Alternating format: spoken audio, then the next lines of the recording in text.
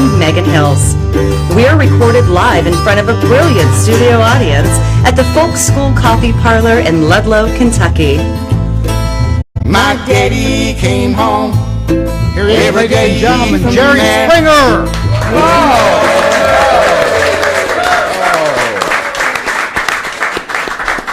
You're just clapping because we called you brilliant. I almost forgot to say that. Here he is, ladies and gentlemen, because Megan Hills usually does that. Megan's A question, obvious question vacation is, time, always of course. is, where's Megan? Because she's only here about every third show. She takes so many vacations. And I was going to claim she was on another vacation. She told me I could. The fact of the matter is her dad, who is a friend of ours as well, and her mom, great family, and her father had some pretty serious surgery today. He's going to be fine. He's doing good. Yeah, he's going to be fine. But it was kind of a half-a-day deal, and so Megan obviously is with her father, which is where our thoughts are and where she should be. Yep. And I just wanted to ask you, speaking of all that, how's your TV show going? What was the topic today? Because people always want to know that. That's one of the biggest question I get asked. Yeah, this week was the new season. Wow. Oh, it was unbelievable. Was it really? Yeah. As good as last season and the season before? Yeah, that well, was normally, and you know, I'm a little bit embarrassed, but normally we have young ladies dancing on a pole. Yes. This time we had her dancing on a Russian. But boom, hey. Boom. Oh, fine. You write some jokes. Hey, you know what? Last week, so stupid. you were, I know, you were out on the road doing political stuff, which you've been doing for many years. And people talk about, is Jerry running, or they say, run, Jerry, run. They're talking about governor of Ohio, and we don't hide that. You've been asked by some pretty significant people in the state of Ohio to take a look at that race, and I know you are. And you'll figure it out in due course. And not because of that, but because you always do this, you travel around Ohio, often going to places where a lot of people don't go. Smaller places. Yeah, some of the rural areas. Counties, yeah. And I was able to join you, and I've done that with you over the years, and I was with you last week in Chillicothe, Ohio. Right. What a neat Great town place. that is. That really is. Excellent. Yeah. Very cool county and area. And we went to a place after you spoke called the Cross Keys. It's a restaurant. Good for you. I would not have, honestly, I would not have. Yeah, that was the name of it. Yeah. A Democrat, what we call a Democrat-owned restaurant, restaurant. Don't hold that against them if you're a Republican and from there were Chillicothe. Republicans there. Yeah, oh, there were. Yeah, they identified themselves and they were taken away. And they were, right. Good work. At your request. Yeah, very cool move, Jerry. Excuse me, sir. Very classy. You'll have to leave, yeah. And just out of nowhere, they asked you to, there was a Dixieland band. Oh, stop it. What do you mean they asked? Well, they did ask. I found out that there was a Dixieland band there, which, by the way, they were really good. Yeah. And, you know, they were just playing and performing, etc. And I later found, you know, they said, come on up and sing a song. Mm-hmm. Well, first of all, how would they know that I enjoy, say, or whatever, or can even carry a tune or surround the notes? We still don't know for sure. After that performance, we don't. Yeah. And then they tell me that you had gone up and say, hey, ask Jerry to come up and sing there. If we're thinking about politics, we're trying to win votes. Yeah, right. You don't have me go up there and... So it was when the Saints go marching in. Saints go marching in. And by the way, it really played well. Oh, and I knew that it would. I do this because I know it will work. Yeah. And they said to me right before they started to play, one of the band guys said, can he sing? And I said, well, we're going to find out. And then when you finished... You didn't want to go out on the limb, did you? No. Yeah. And then when you finished, the band leader said into the mic, Jerry, we'll get back to you. Yeah, it wasn't like come back next week and do it again. It was actually it was outstanding. It played well. The audience loved it. And that, I do believe, and I think this audience would agree, that is how you run for governor, isn't it? Listen to that. And that Gene Galvin should have a key role in the campaign, don't you think? Yeah. If I want, I've already promised you which is why I can't take a contribution for you, but Right. you would be boxing commissioner. Yeah, the topic I know a hell of a lot about. Yeah, you'd be just Yeah, perfect for in that sure. role. And then and I'll just let me know how your meetings go, because Yeah, right. I could care less. No, I'm very interested. Okay. Yeah. I'm getting a lot of crap from corporate Yeah. about, and I've said this before on this podcast, as a producer, I spend a good portion of my week on the phone with corporate just to keep the podcast in the image that they want. And they're now bitching, they're claiming as they listen, and that they listen regularly, they don't hear a consistency that they demand from their podcasts. And they asked me a question. I wish that Megan Hills was here tonight, because she is an HR professional. Yes. Highly trained. Human resources. She plays at the highest level of that game. At the highest. And they said to me, you do have, they said to me, you do have an employee's manual, don't you, Gene? Okay, Mr. Producer What of the this hell? thing. I Where couldn't is this find one. manual? I couldn't find one. I went through my computer. I looked around my home office. Maybe Catfish, are you here? He's out there. He's the owner of the Folk School Coffee Parlor. Maybe he has a copy of it. I don't. Of the manual of how The we're supposed to employee's behave manual. Yes. The whole set of protocols, procedures.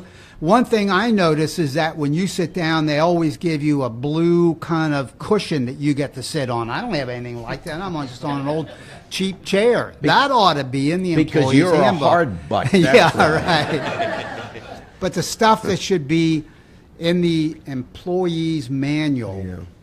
we really We need to have give no some thought employees. to We that. have 5 people here.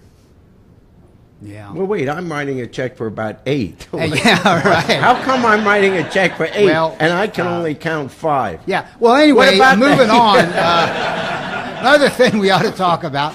Hey, they also, corporate was bitching about. Oh. You brought up What do you this mean guy. corporate? Where is corporate? I talk to them in our conference call once a week. I couldn't tell you where they are physically. I have no idea. It's a 1-800 number kind of go to meeting kind of bullshit thing. There's some code I type in, and then they say, Are you the only one on the conference call? no, trust me. There's, No. Why would it be a conference call? It's just you and them. Who else is in this conference? That's fair enough. Implies more than 2 people. That's fair enough. Otherwise, it's just a conversation. Today they ripped me on a bit that you started. It's not a bit, it's a real thing. AskTheLifeguard.com. You You- started no, no, it. no, I don't you even started know it. the guy. And you came in here and you said, I know a guy. That's always a bad intro. I know a guy, and then... Yeah. So anyway, it's Ask the Lifeguard. People even sitting in our studio audience here at Folk School Coffee Parlor, Ludlow, Kentucky, go on your phones right now and just type in AskTheLifeguard.com. There is a website. Yes. What corporate bitched about today is they said, when's the last time you've been on the website? Because you are always touting this website on your show, which we do. I went to it, and it's a picture of an empty lifeguard chair with a sign hanging on it that says on break. There's no lifeguard there, it just says, oh, he's on break. And they're This like, is a great idea. Who took that picture and I who put it don't on know. the website? Well, I It's don't just- know. I didn't make the website. AskTheLifeguard.com. It's his website. Yeah. But they said that doesn't connote a seriousness when the lifeguard As chair is everything else empty. on our podcast does. Yeah, right. So anyway, I thought, in light of all that, I thought it might be a good idea. We should have on Dr. Greg Schran next week. Let's on have Ask- him And next here's week. why. Why? End of the summer, kind of a Yes. recap. Oh, yeah. We'll want to know all the things that happened this summer in Right, swimming. right, out on the beach in yeah. Atlantic Ocean somewhere. Yeah. So for all of you who keep writing me about AskTheLifeguard.com, it's on next week. What do you mean, all of you who keep writing? It's Name the one. person It's the that one ever- topic. It's the one. That's It gets what they the really- most emails of anything Well, that else. could mean we had 2 And- emails. No, well, no. I mean, it But has people are overwhelmed my concerned. server. Yeah, they love Yeah, the bit. because He's they a- want to be safe And in he's the a water. PhD in medieval literature, and he's a lifeguard because he can never get work because that's a stupid ass field. Why would you go into medieval literature? So there's Yeah. no work. So, So you trust the judgment of this person? well, he's got a doctorate from Rice University. He's a serious dude. Well, I believe he's very serious about that, but I'm talking Yeah. about judgment. He, Well, I don't know about chose to choose a field which no one is hiring. Right. That's a fair point. I hadn't thought it through. See, you have a law degree. You think things through way more than I have an English degree, so I'm as stupid as he is. Well, yeah. Well, no, Yeah. it could be a different era of medieval. Maybe it's not medieval literature. You're more. It's early medieval or middle medieval.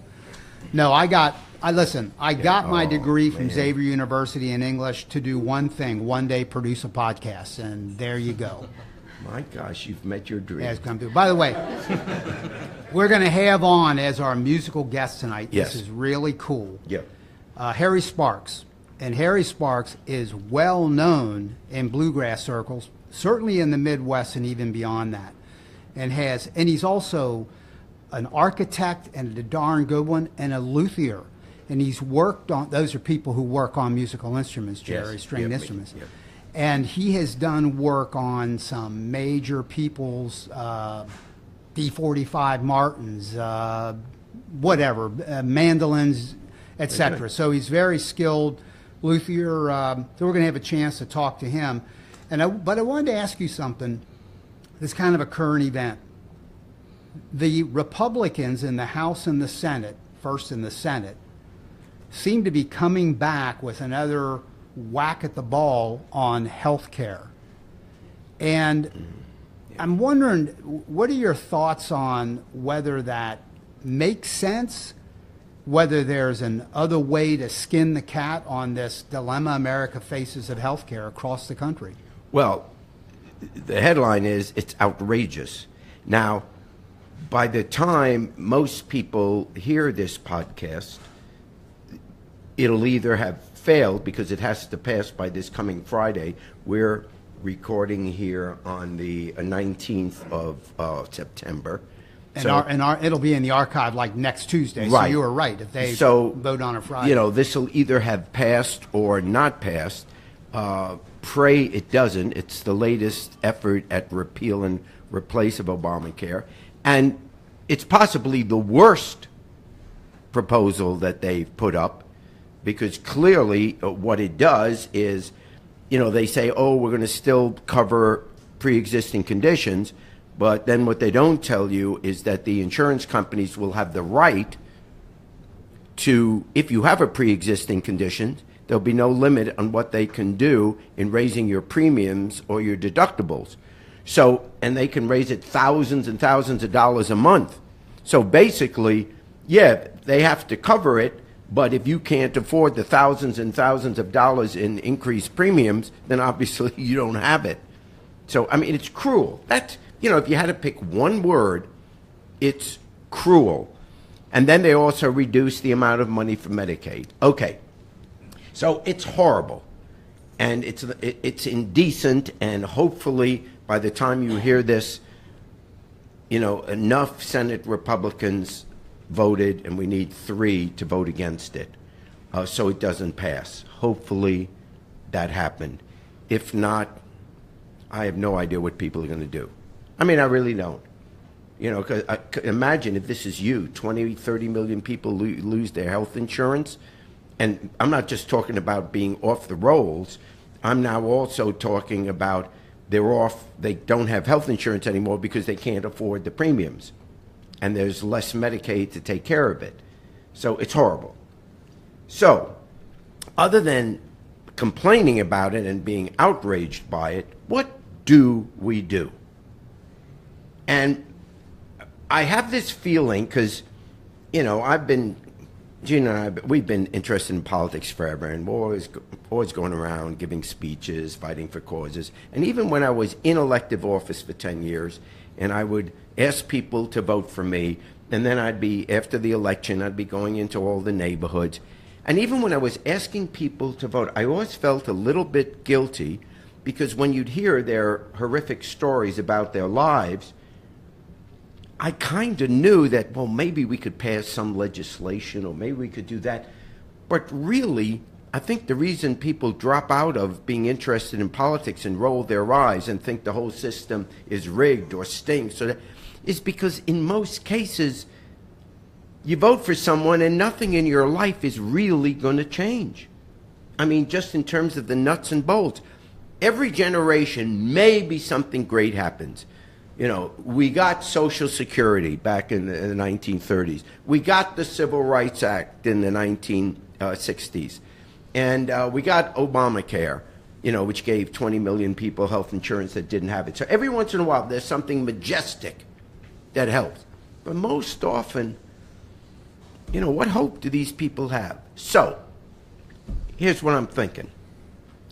And I started thinking about it, literally, we were driving in the car, and I started thinking about it when we were talking about what was going on with Hurricane Irma and what happened with the hurricane that hit Houston. And it kind of reminded me, when there is a hurricane, or let's say up here in Ohio, a tornado, everyone in the country jumps in. No one sits around as people are being flooded out of their homes, roofs blown off their homes. No one sits around and says, well, okay, I'm going to really pass this legislation now. No one cares if you're a Democrat, Republican. You're a human being. Everybody helps. We had first responders coming from Columbus, Ohio, down to Florida. Everybody pitches in. If they need a place to stay, you put up a tent. You figure it out. You get food to them. You do whatever. And I'm wondering, with that kind of human, decent response, where does that go a week or two after the tornado or the hurricane? And so I started thinking. I remember here in Cincinnati, it was either January of 76 or January of 77. And I'm embarrassed. I don't remember which of those 2 years. But there was an incredible blizzard, which basically shut everybody in for a couple of weeks. And I was on city council at the time, and a group of us, you know, but we were barely 30 years old, a group of us, we started this group called Operation Deep Freeze. And we had to do something because people couldn't get out of their homes to get food, anything. So we knew in every neighborhood there was a firehouse. So I remember we said, look, who's ever physically able, because we were worried about shut-ins and older people, just bring whatever you can to the local firehouse. That'll be a collection place. And, you know, we'll have doctors there. And in fact, that was really when the impetus for fire departments becoming first responders to health issues. You know, it used to not always be that. If you were sick, you called an ambulance. But you notice now, whenever there's an emergency, a health issue, a fire truck shows up.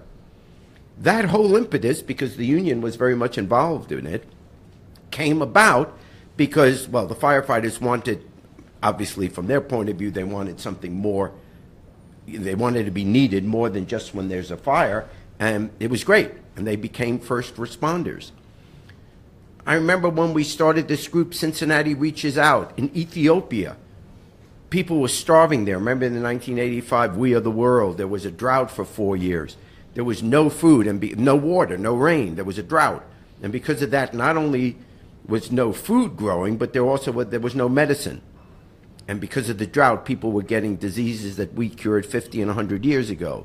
Yellow fever, malaria, tuberculosis, whatever. We had to get medicine over there. And these poor people, plus there's a war going on between Ethiopia and Eritrea that wanted its independence. So these are horrible conditions. People are dying. And no one sat around and said, well, what's the government going to do? So a bunch of us went over, and believe me, there were others all over the world. Everyone was pitching in. So we built a 3-room health clinic on the Ethiopian-Sudanese border, right there in the middle of the desert. We got some nuns from the Comboni mission to be the nurses, and people could go by there and at least get the medicine that they needed. The point of these examples is that when there is an emergency, we figure it out.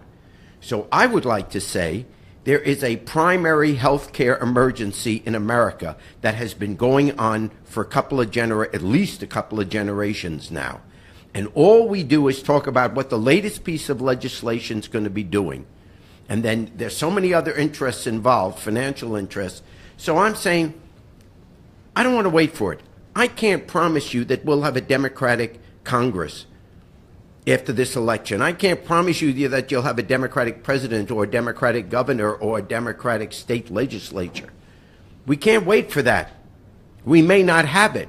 So knowing that, and know that we have to have primary health care, what can we do? So here's an idea. And I don't have all the details, but here's an idea of what I think could work. It's part of a concept I have of what I call the three-legged stool, the three things that every state would need, every community would need, and that is employment, health care, and schools. You know, you want the employment so you can provide for the family, you want health care so you can protect your family, and you want schools so that you can prepare your kids for the future. Okay, so what do? Why not say within 10 or 15 minutes of every single resident, it could be of this state, any state, within 10 or 15 minutes, there has to be a healthcare clinic. It could be a 3-room building, a health clinic in every neighborhood. Now, you have to staff the health clinic, right? So let's say you get a card. In Ohio, it would be a Buckeye card. In Indiana, they'll have their own card. But with that card, if you are a resident of that state, you are entitled to go to that clinic, and on a sliding scale from no payment, if you have no money, to a little bit, or someone like me, you pay the full ride, you can go that for primary care. You still have the hospitals for operations and things like that. But for primary care, where you see the same people every time you go, and they can deal with your problems before it becomes really serious, the primary care physician, the family doctors, which we don't have very many anymore, in everybody's neighborhood with 10 to 15 minutes. Now you say, well, that's great. Where are you going to get the doctors? Where are you going to get the nurses? So we say, I tell you what, you agreed to a doctor or a nurse. You agreed to be part of the staff of this clinic, which is in rural areas, areas that don't have clinics around, for example, or certain poor sections of town, whatever. You agree to do that. We will pay for your medical school education, or if you've already been in medical school and you have these huge loans that you got to pay back, we will compensate you for that if you give us 3 years at this clinic. So now we have a clinic in every neighborhood. We have the doctors and the nurses that will come in. They'll mostly be young doctors right out of medical school or whatever. But you be primary care physicians for 3 years, at least. Now, some will stay. But as they leave, we bring in more new ones. And so ultimately, then the question gets, well, how are you going to pay for this? And I'll tell you how we do it. Well, first, there'll be some money we get from the state budget. There'll be some money we get from Medicaid. There'll be money that I think we should get from the private sector by setting up a foundation.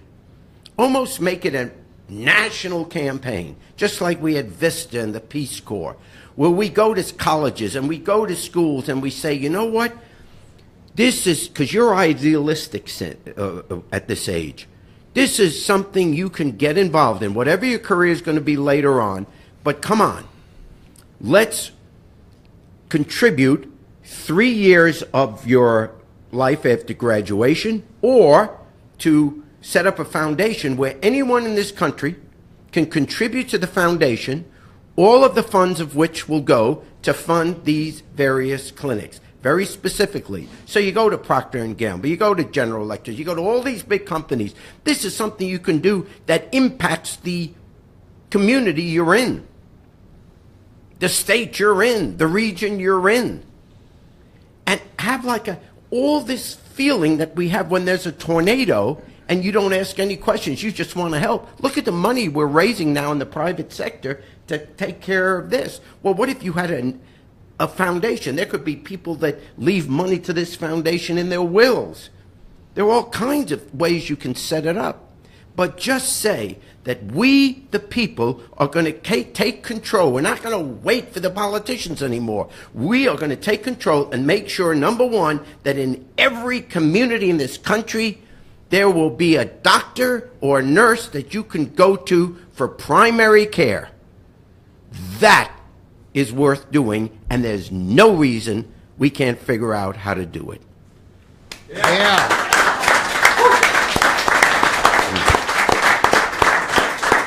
Yeah, Jerry Springer for City Council, Ludlow, the city of Ludlow. Oh, hey, you know what? You just gave me a great, that's an interesting thought. Because why are we just looking to the federal government or even the state government? Every village, every city council, every community can give some portion of their tax dollars, just some, make each year, make a contribution to the clinic in your neighborhood. Every institution should do that. Universities should do that. City councils should do that. State government, federal, everybody. It doesn't matter anymore where the money. I don't want to get into an argument. What's socialism? What's capitalism? Screw it. Your kid needs a doctor. Just let's get it done. It's not like we don't know how to do it. Look what we're doing in Florida and Houston. For God's sakes, let's just do it ourselves. We know how to do it. Yeah, second round of applause. Oh, my God. And furthermore, no, I just love the applause. It's so cool. Hey, let's hear it for Harry Sparks.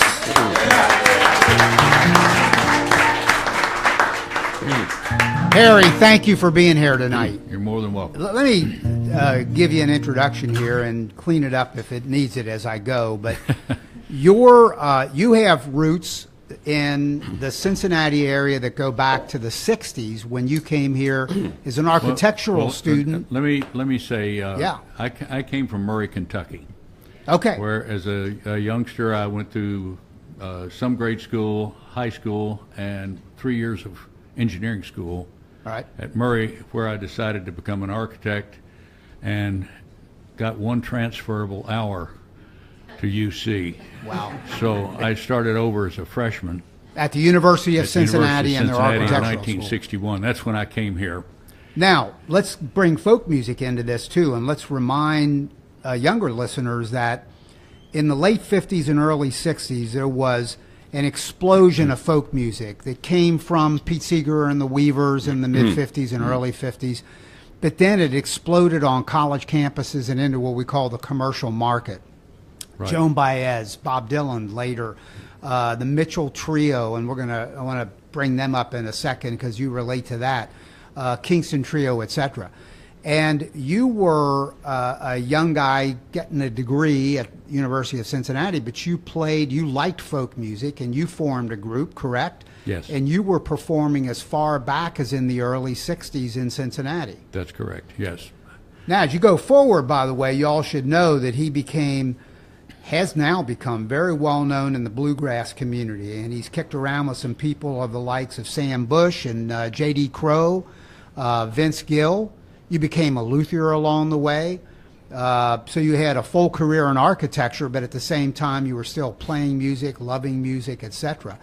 And Jerry Springer was a member of the Queen City Balladeers. I was as well in these early days, and so were you. You were one of the founding members. Real fast, Queen City Balladeers, longest standing folk organization in America. And it brought together a lot of folkies who formed a lot of groups and played some music. So we're so happy that you're with us because of that history and your skills. Do a song for us. And your first. Before I sing something, I want to say that I'm a lot better at fixing instruments than I am at singing. I don't know. Well, then why don't you just fix an instrument? Luckily, this guitar's not broken.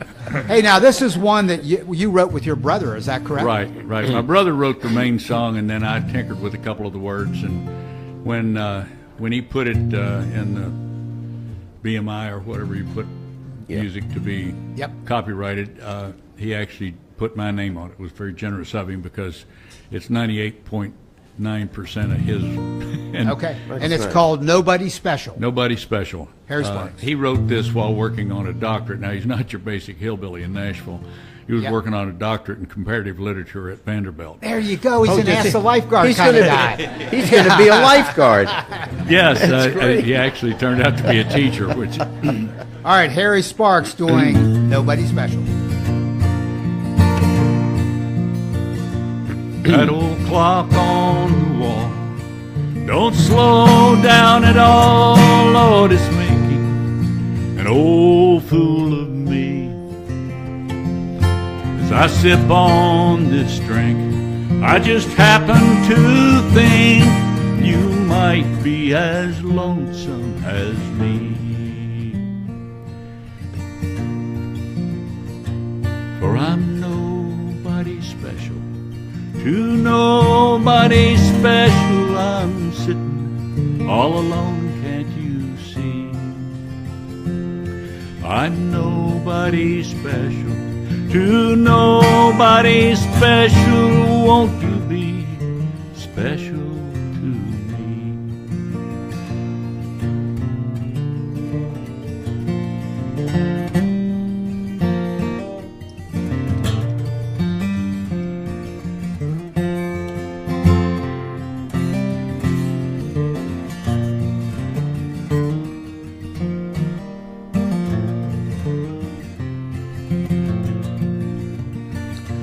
Now you don't have to say what life did to you yesterday. You don't need to show me your scars. Let me see you again. Let me be your friend, and this might be our last lonesome bar. For I'm nobody special, to nobody special. I'm sitting here alone, don't you see? Oh, I'm nobody special, to nobody special. Won't you be special to me? I can see in your eyes you've heard all the lies. You're wondering I might not be free. Yes, true love once was mine, and it's faded with time, and it's part of ancient history. Now I'm nobody special, you're nobody special. We're sitting here alone, can't you see? We're nobody special, to nobody special. Won't you be special to me? Oh, won't you be special to me? Oh, man. Nice. Oh, I love that. Oh, Thank you. that, you can understand why I can't relate to that, but it is just, no, that is beautiful. Honestly, That's is a very beautiful. good song. Yeah. Hey, back in that time period when the Queen City Balladeers were happening, and as I said, 1963 it began, you were a founding member. And in that explosion of the popularity of folk music, this group called the Mitchell Trio had been called the Chad Mitchell Trio. Chad Mitchell left the group, and a young guy came in to replace him named John Denver. No, John Dusseldorf. John that's Dusseldorf, what's there you go. Yeah. And they played in Cincinnati, by my memory, maybe 3 times. A couple times at UC, University of Cincinnati, one time at Xavier. Whenever they came in to play, it wasn't me, but people like you and Mike Zorchek and some other people who formed the organization created a friendship with those guys. And I went to a number of after-concert parties, after parties at somebody's apartment, and they bring in some kegs of beer, or some cases of beer actually, and put them in the middle of the room. And the Chad Mitchell, the Mitchell Trio, including Denver, would sit around that beer and jam all night. That's true, isn't it? That's true. The way it happened in the beginning. It's a great story. Mike Zwerchek, now called Mike Sylvester, he took on his brother's middle name. Yep. But Zwerchek, I can still remember Zwertschek. I'd learned to spell it. It took me hours.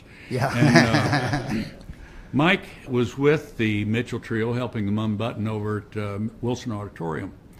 And Paul Prestopino pulled out his banjo. And Now, he was the backup musician. he was the with backup them. musician. He'd been with the New Lost City Ramblers with Mike Seeger and all that group years ago, and was a very accomplished musician. And he played mandolin, guitar, and banjo equally well, all excellent.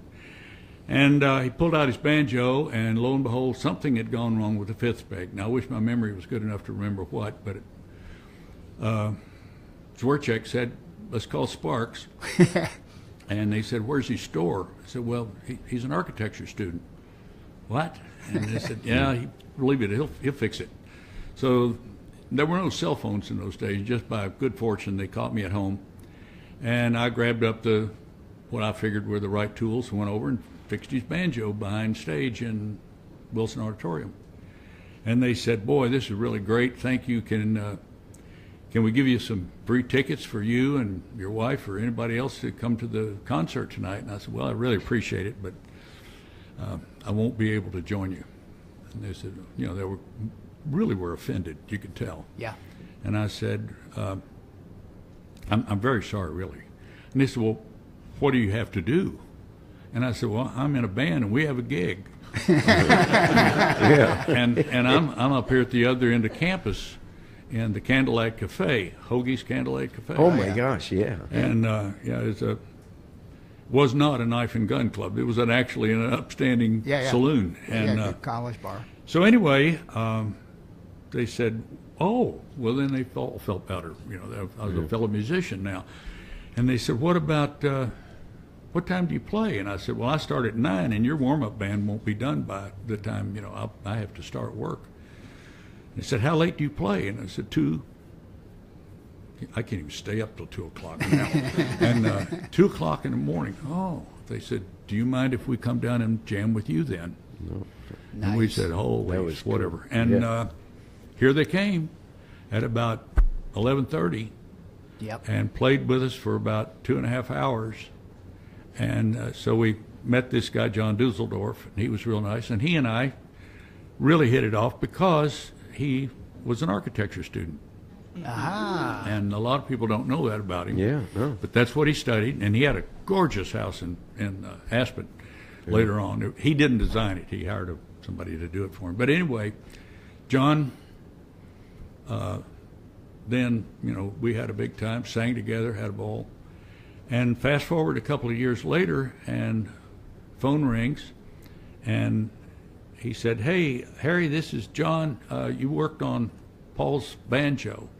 You remember that with the Mitchell Trio? And I said, oh, yeah, you're John Dusseldorf. He said, no, I've changed my name. He said, I went out to Colorado, and I just love Colorado so much I changed my name to Denver. And I said, really? And they said, yeah. And he said, I got a favor to ask. My guitar's rattling. And I'm playing a coffee house tonight. I'm trying to get it to quit, and I don't know what to do. Could I bring it over? So he came over to the house in a cab, because none of us had transportation those days. We were all poor. And he came over to the house, and while I fixed his guitar, he and I talked. And I may get misty telling this part, but as long as he was alive, if he did a concert within a stone's throw where we lived, Yep. he always called or had John Summers or one of the other band members call and said, give me as many backstage passes Isn't that and nice? tickets as I asked for. That's Yeah. very nice. And, That's a he great was story great to hear. friend. Yeah. Yeah. And I know you've worked on instruments and have had associations with a lot of significant people, J.D. Crowe, as I mentioned, and Sam Bush, etc. And you're still, just last thing, I want to ask you to do a second song. You still are playing music, aren't you? Yeah, I just sit in with the Northern Kentucky Bluegrass Band about once a year. Okay. I played down at Friendship, Indiana, around the fireplace. We have a fire pit down there, and we played for 3 or 4 hours. The guys came in from Louisville. So, but it's all casual, or occasionally somebody's got a little fundraiser and they want me to get up and make some noise, and I do that. All right, do a second song, and I think you're going to switch over to banjo, as I recall. That's right. I'm going to switch over to a banjo here. This is an interesting banjo. It was it's a gut-strung banjo. It was made in 1890. Yeah. And this is a traditional song called Sweet Sunny South, correct? Right. The story behind this, if I've got time to tell it, is real fast. I believe a man came up from Florida. He worked in Ashland Oil in Ashland, Kentucky, Valvoline, and he was kind of a quiet guy. He got in a little bluegrass band there, and when he got to retire, he said, I've written a song, and they had a retirement party for him, and he sang it, and it wasn't a dry and a quarter mile. Huh. It's called Sweet Sunny South. All right, here we You go. can Harry tell by Sparks. the words if you listen to them.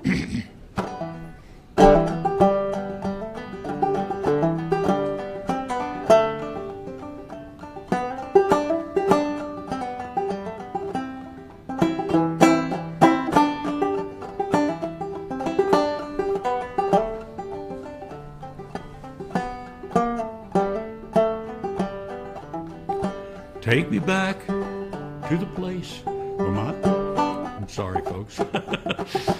Take me back to the place where I first saw the light. To my sweet sunny South, take me home.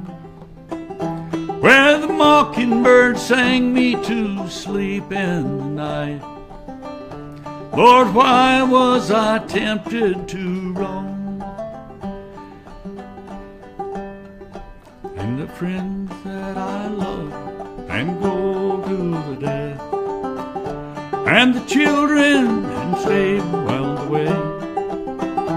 My wife and my family of whom I bereft, for the old place again do I sigh.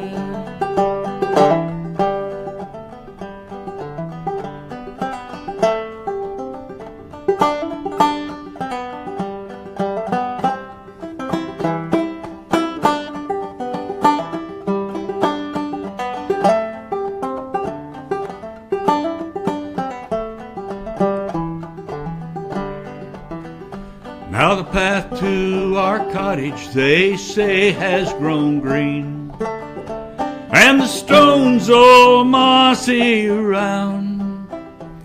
The faces and forms I once loved so well now lie in the cold mossy ground.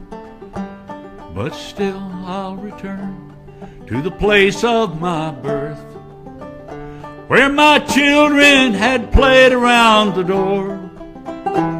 I know that no matter how long I may live, their footsteps will echo no more.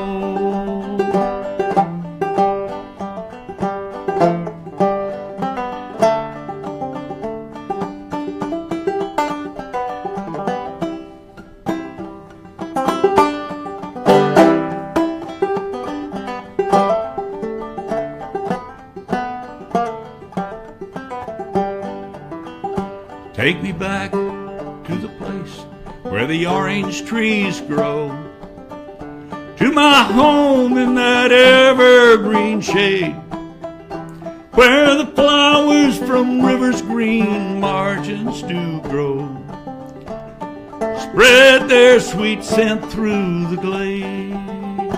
Take me back to the place where my little ones sleep, and Martha lies buried close by.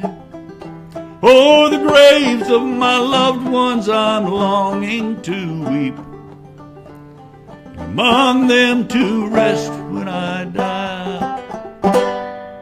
Yeah. Beautiful. You are good. That's Harry Sparks. And by the way, I'm going to ask David if you could do something, because Jerry Springer, if you'll let him, will join you on the second verse as you take us out on Down by the Riverside. Of course. And I want to ask David to play a little bit of a song called Save Union Terminal. I Well, don't know if that's you remember irrelevant this. to this. Many years ago, you helped save an historic building in Cincinnati, the old train station. Well, let's tell it like it is. We were trying to raise money to save the terminal. Correct. And so some reporter for the Cincinnati Post at the time wrote this song, Save the Union Terminal, and came to city council where I was and said, why don't you sing it and we'll make a record out of it. Yep. And the proceeds from the record will go to help save the terminal. And thanks for doing it. And I would We like saved people one doorknob. One doorknob. My reason for asking people, or asking David Proust to play it, is to let people hear how you sounded in 1975, maybe? It was 1972. 1972, and then This I is want how I them to sounded. remember Very this masculine when voice, I they hear think you you'll sing notice. Down by the Riverside. Play a little bit of that, David. Jerry Springer, Save Union Terminal. 1972. A little after puberty.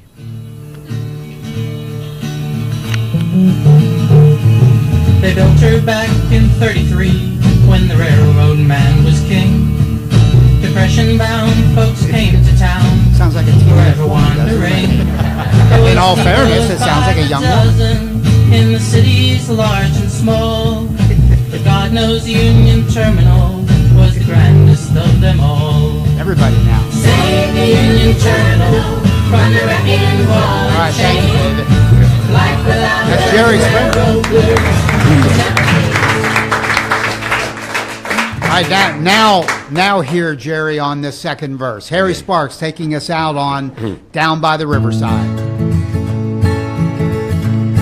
Gonna lay down my heavy load down by the riverside, down by the riverside, down by the riverside. Gonna lay down my heavy load down by the riverside, down by the riverside. I ain't gonna study war no more. Ain't gonna study war no more. Ain't gonna study war no more. I ain't gonna study war no more. Ain't gonna study war no more. Ain't gonna study war no more. Take it, Jerry. Gonna lay down my sword and shield down by the riverside. I said, down by the riverside, down by the riverside. I'm gonna lay down my sword and shield down by the riverside, down by the riverside. I ain't gonna study war no more. Ain't gonna study war no more. Ain't gonna study war no more. I ain't gonna study war no more. I ain't gonna study war no more. I ain't gonna study war no more. You all come back now, you hear?